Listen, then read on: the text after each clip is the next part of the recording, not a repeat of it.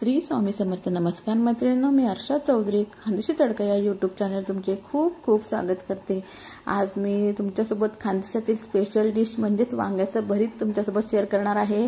ते सुद्धा काड्यांवरती भाजलेल्या वांग्यांचं भरीत आज आपण करणार आहोत.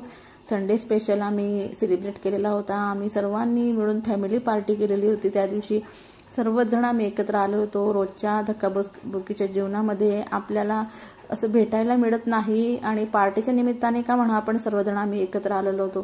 तर त्या दिवशीच मी तुमच्यासोबत हा व्हिडिओ शेअर करणार आहे. हे बघा, भरीत करण्याआधी मुलांची छान अशी भेळ पार्टी होत आहे. तर मी तुमची ओळख करून देते. ही बघा, ही माझी नणद आहे, ही माझी जेठाणी आणि ही माझी जाऊ आहे. आम्ही सर्वांना एकेरी नावानेच एकमेकांना उच्चारत असतो. आमच्यामध्ये काही मतभेद असे नाही आहेत की आहो जाऊ नणद येत आहो करा म्हणायला हवं असं काही नाही. आम्ही सर्व बहिणीसारखेच एकमेकांना टीक करत असतो. हे माझे मिस्टर आहेत आणि हे बघा, शेतातील वातावरण एक छान असं फ्रेश असल्यामुळे फार छान वाटत होतं. त्या दिवशी सर्वात आधी आम्ही बाजार निवडून घेतलेला होता. बघा, हा मेथीची भाजी आणि कोथिंबीर वगैरे तळून घेतली होती. त्यानंतर हे शेत ज्यांचं होतं पिंटू भाऊजींचं, त्याच शेतामध्ये ही वांगी होती आणि ते स्वतःच वांगी लावत असतात, विकत असतात. त्यांच्याकडूनच आम्ही ताजी वांगी घेतली आणि तिथल्या तिथेच त्यांनीच भाजून दिली आम्हाला ही वांगी. आणि त्यामुळे वांगी भाजण्याचं एक काम आमचं फार सोपं झालेलं होतं.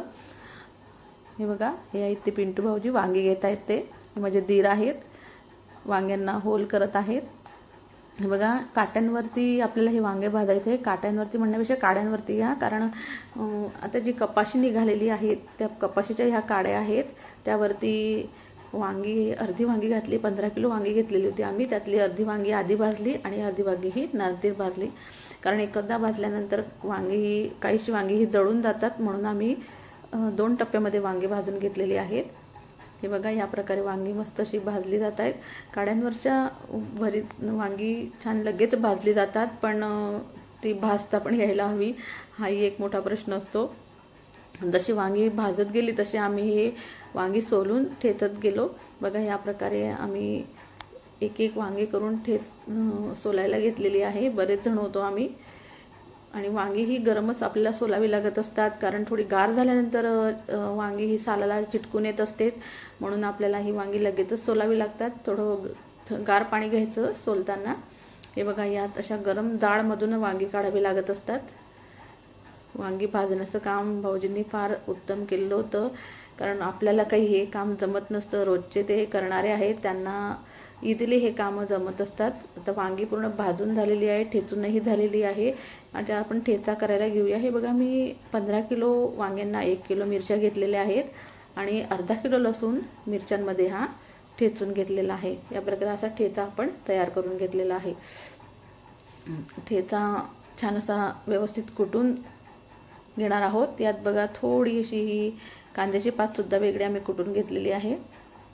हे माझे मिस्टर चूल पेटवत आहेत. खरं तर सर्व स्वयंपाक आमच्या ह्या नणदबाईंनी केलेला आहे. छान अप्रतिम स्वयंपाक बनवतात ह्या. त्यांच्या हाताला वेगळीच चव आहे. जे काही साधं स्वयंपाकसुद्धा केला तरी तो फार अप्रतिम बनत असतो, चविष्ट बनत असतो, म्हणून आम्ही भरताला फोडणी त्यांनाच द्यायला सांगितली होती. हे बघा, या प्रकारे साहित्य बघा. यात ओवा, शेंगदाणे, खोबरं, लसूण, जाड मिरच्या कापून घेतलेल्या आहेत. 2 किलो तेल घातलेलं होतं. यात 2 किलो तेलामध्ये आधी आम्ही ह्या मिरच्या तळून घेतलेल्या आहेत. ताईंनी आधी मिरच्या तळून घेतल्या आहेत. मिरच्या छान अशा कळकळीत तळून झाल्यानंतरच आपण यात कांद्याची पात आणि सर्व साहित्य टाकणार आहोत. तेल छान कळकळीत तापून घ्यायचं. मग यात लसूण, ओवा, जिरं आणि थोडा कढीपत्ता घातलेला आहे, शेंगदाणे आणि खोबरं. या प्रकारे सर्व साहित्य टाकून झाल्यानंतर ते छान परतून झाल्यानंतर आपण यात कांद्याची पात आणि ठेचा घालणार आहोत.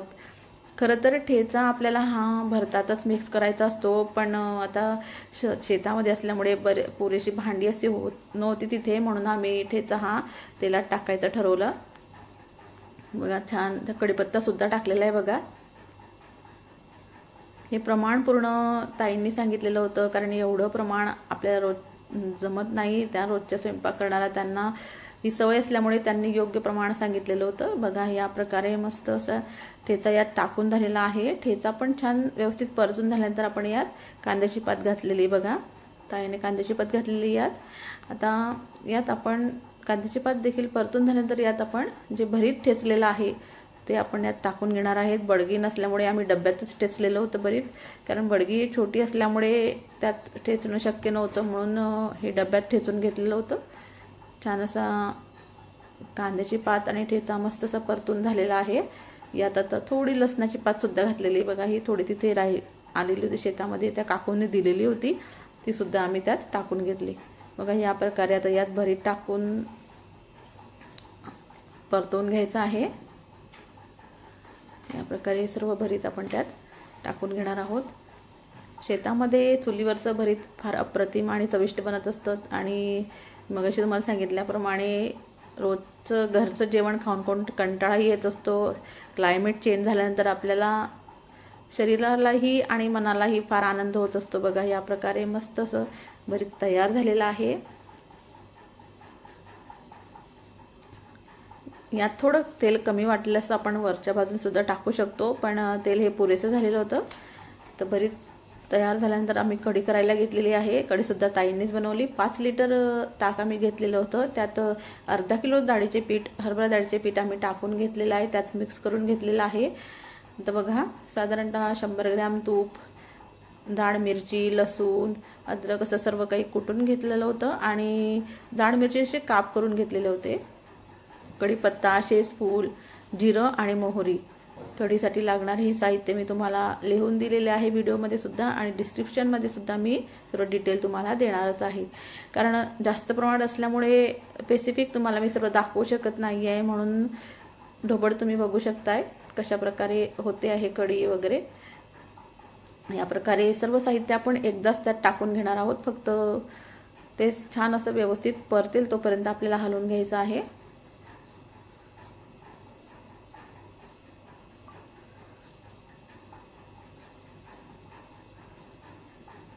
बघा या प्रकारे पूर्ण जिन्नसे छान असे परतून झालेले आहेत. तर यात आपण ताक टाकून घेणार आहोत.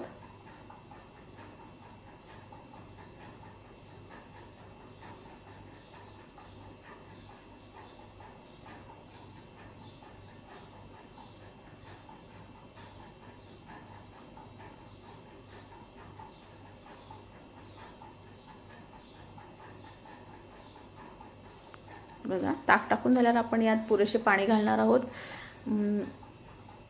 जास्त पातळ आपल्याला करायची नाही आहे, मीडियम ठेवायची कढी. बघा या प्रकारे पुरेसे पाणी त्यात घातलेलं आहे. आपण डाळीचे पीठ घातलेलं आहे, त्यामुळे ते पीठ हे फुलत असतं, म्हणून त्या प्रकारे आपण तेवढं पाणी त्यात घालायचं. या प्रकारे मस्त उकळी येईल तोपर्यंत आपल्याला कढी ही शिजू द्यायची आहे. बघा कढीचाही मस्त असा खमंग असा वास सुटलेला आहे. शेजफुलाचा, कढीपत्त्याचा मस्त असा वास आलेला होता. खूप अप्रतिम आणि सर्वांनी खूप खूप एन्जॉय केली आम्ही त्या दिवशी पार्टी. बघा आता पुऱ्यांची कणिक भिजवली जात आहे, त्यात मीठ आणि तेल टाकून घेतलेलं होतं. आणि बघा पुऱ्या करता करता खाणंही चालू आहे बरं का. आणि जशा पुऱ्या होत गेल्या तशा आम्ही वाढत गेलो, म्हणजे गरम पुऱ्या हे सर्वांना खायला मिळाल्यात. काहीशी आम्ही भजीसुद्धा बनवली होती, बारीक भजी, झाराची भजी बनवलेली होती.